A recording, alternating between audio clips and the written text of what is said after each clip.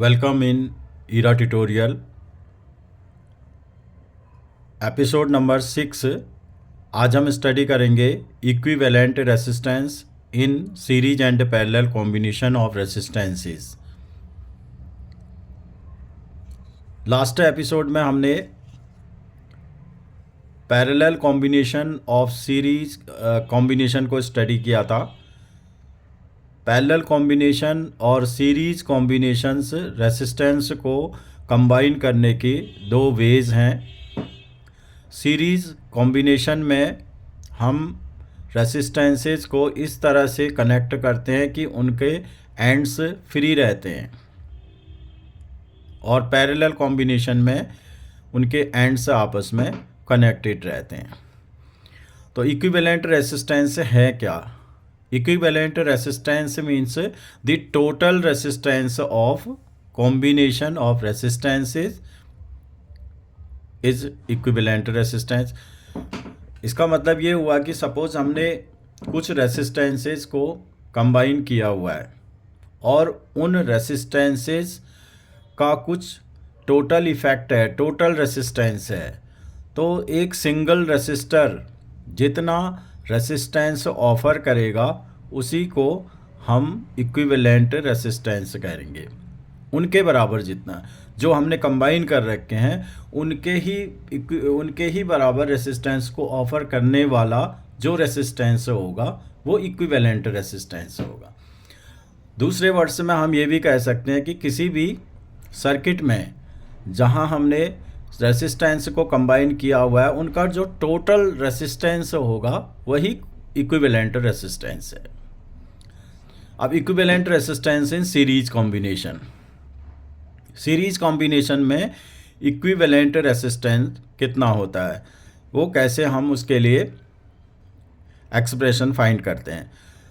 Consider करते हैं कि R1, R2 एंड R3 ये तीन रेसिस्टेंस हैं जो कि सीरीज कॉम्बिनेशन में हैं, और ये बैटरी लगी हुई है जो पोटेंशियल डिफरेंस प्रोवाइड कर रही है V, और इससे जो करंट फ्लो हो रहा है वो है I करंट फ्लो हो रहा है। ये हमने एमीटर कंबाइन कर रखा, कनेक्ट कर रखा है, अमीटर और ये स्विच।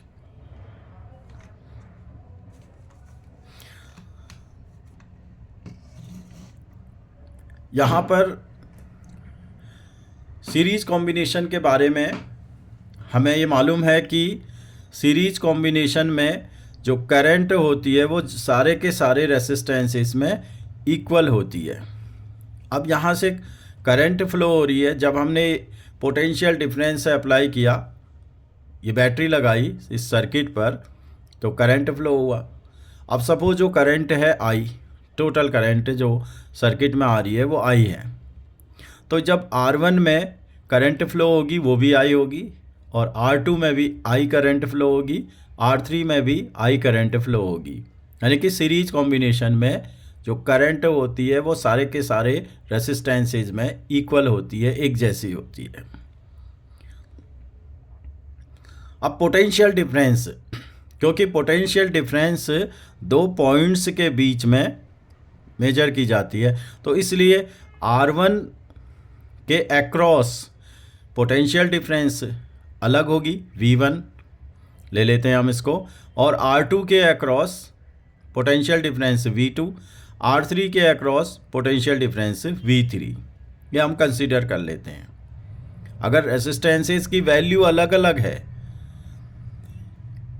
ये सपोज 10 ओम का है, 20 ओम का है, 30 ओम का है, अलग अलग वैल्यू के रेसिस्टेंसेस हैं, तो ये पोटेंशियल डिफरेंस भी डिफरेंट होगा सीरीज कॉम्बिनेशन में। तो let R1, R2 and R3 are three resistances, 1, 2, 3, R1, R2, R3। Let potential difference of circuit be V। ये पोटेंशियल डिफरेंस सर्किट, पूरे सर्किट का V है। पूरे सर्किट का पोटेंशियल डिफरेंस मीन्स जहाँ पर हमने बैटरी लगाई है, बैटरी कितना पोटेंशियल डिफरेंस प्रोवाइड कर रही है, तो ये V है। ये टोटल पूरे सर्किट का पोटेंशियल डिफरेंस हो जाएगा। as current through all resistances in series combination is the same। तो हमें मालूम है कि पूरे जितने भी रेसिस्टेंसेज हैं उनमें करंट एक जैसी जाएगी, और सपोज ये करंट फ्लो हो रही है पूरे सर्किट की आई, तो सभी रेसिस्टेंसेज में आई करंट फ्लो होगी। So the current through R1, R2 and R3 is I. Let potential difference across R1, R2 and R3 be V1, V2 and V3 respectively. R1 के अक्रॉस V1, R2 के across V2, R3 के across V3. Then using ohm's law, तो ohm's law का use करेंगे तो V is equal to I R, V is equal to I R होता है। तो V1 is equal to I, current तो आई है इसमें, लेकिन रेसिस्टेंस R1 है। तो यहाँ पर ये जो V1 की वैल्यू होगी, ये V1 की वैल्यू I मल्टीप्लाई R1 हो जाएगी, क्योंकि I करंट फ्लो हो रही है और R1 इसका रेसिस्टेंस है। तो V1 is equal to I into R1 और V2 is equal to I into R2, क्योंकि रेसिस्टेंस तो R2 है और करंट I है, I into R2। V3 R3 के अक्रॉस जो पोटेंशियल डिफरेंस है वो V3 है, तो V3 is equal to I, current I है, और resistance R3 I into R3। 1 2 3 equations हमें मिल गई। अब ऐड कर देते हैं first, second and third equations को। तो V1 plus V2 plus V3, V1 plus V2 plus V3 equal to I R1 I plus I R2 plus I R3। तो V1 plus V2 plus V3, क्योंकि total जो potential डिफरेंस है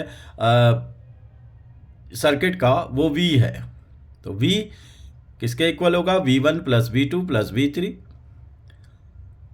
तो V1 plus V2 plus V3 V के equal हो गया, I common ले लिया, R1 plus R2 plus R3।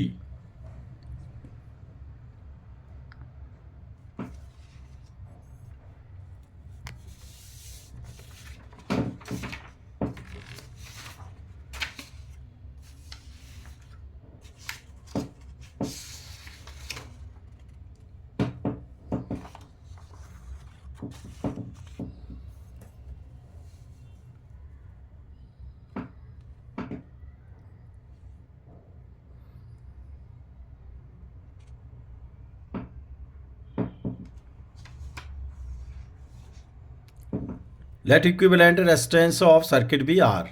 अब जो इक्विवेलेंट रेजिस्टेंस है उसको हम आर से सपोज डिनोट कर देते हैं, तो then V is equal to I R, ohm's law, V is equal to I R. तो सो इक्वेशन नंबर 4, जो हमारा इक्वेशन नंबर 4 है, अभी हमने जो ऑब्टेन किया इक्वेशन नंबर 4, ये V equal to I R1 plus R2 plus R3 है। V की जगह पर हम लिख देंगे I into R, I into R, और राइट हैंड साइड में होगा I और ब्रैकेट में R1 plus R2 plus R3। I से I कैंसिल हो गया, R is equal to R1 plus R2 plus R3। तो इससे ये सीरीज के लिए हमारा इक्विवेलेंट रेजिस्टेंस का रिलेशन बन गया। अब हम इससे रिजल्ट क्या निकालते हैं कि equivalent resistance in series combination is equal to the sum of all the individual resistances in the circuit।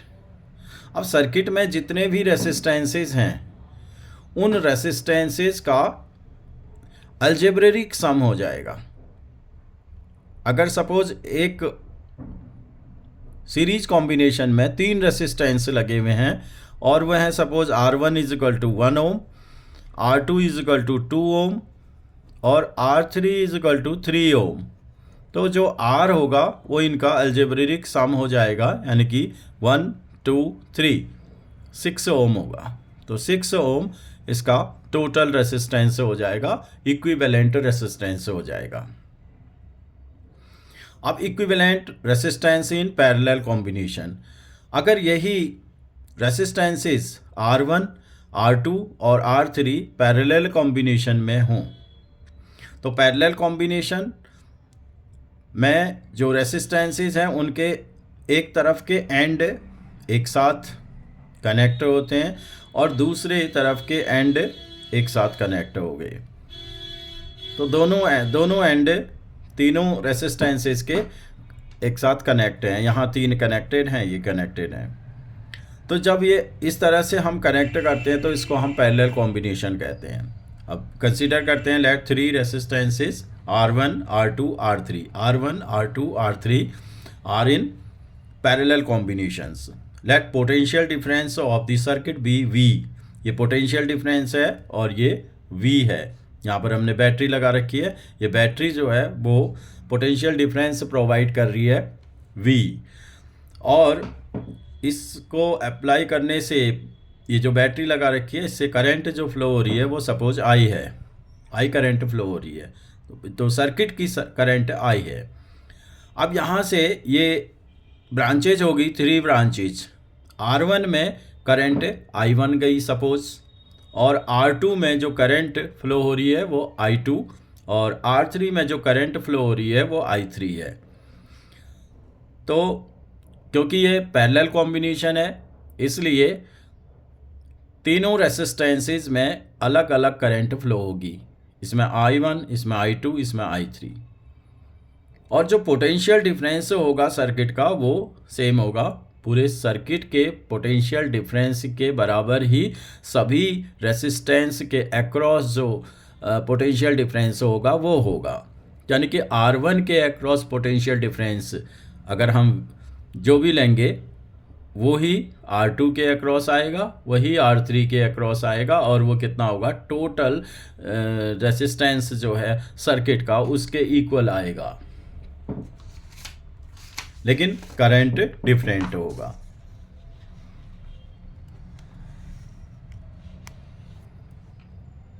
अब हमने करंट क्या लिया हुआ है, I1, I2 and I3।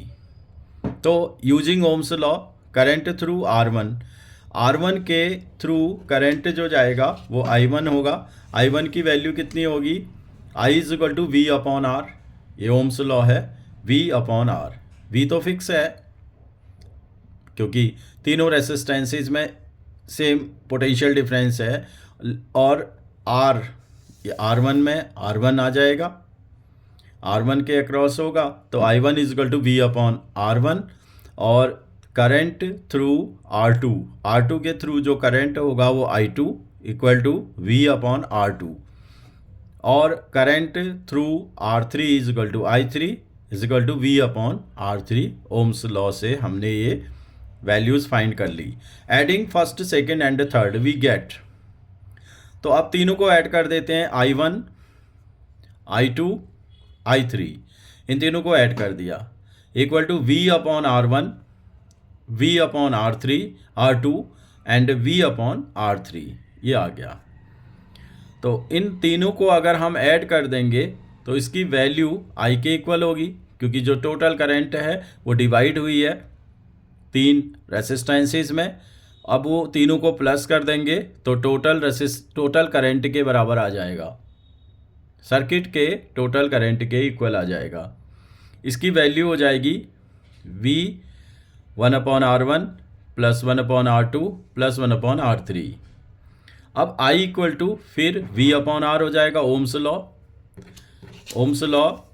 I = V/R।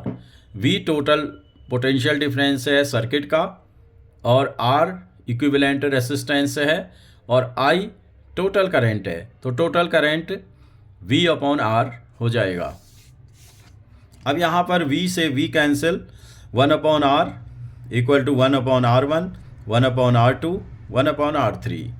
तो इससे क्या रिजल्ट निकला कि पैरेलल कॉम्बिनेशन में अगर रेसिस्टेंसेस पैरेलल कॉम्बिनेशन में कनेक्ट हों तो उनका जो टोटल रेसिस्टेंस होता है, इक्विवेलेंट रेसिस्टेंस बोलें या टोटल रेसिस्टेंस बोलें, एक ही चीज़ है। तो जो टोटल रेसिस्टेंस होता है वो टोटल रेसिस्टेंस कम हो जाता है। किससे कम होता है, जो सबसे छोटा वाला रेसिस्टेंस है उससे भी कम हो जाता है। सपोज हमारे पास R1 है 1 ओम, R2 है 2 ओम और R3 है 100 ओम। तो अगर हम इन तीनों को पैरेलल कॉम्बिनेशन में कनेक्ट कर दें तो उसका जो टोटल आएगा 1 से भी कम आएगा, 1 ओम से भी कम आएगा। It is always less than the least resistance. यहाँ पर लीस्ट रेसिस्टेंस R1 है जो कि 1 ओम है, और जो अब हम इसका नेट रेसिस्टेंस निकालेंगे यानी कि इक्विवेलेंट रेसिस्टेंस निकालेंगे तो वो 1 ओम से भी कम आएगा।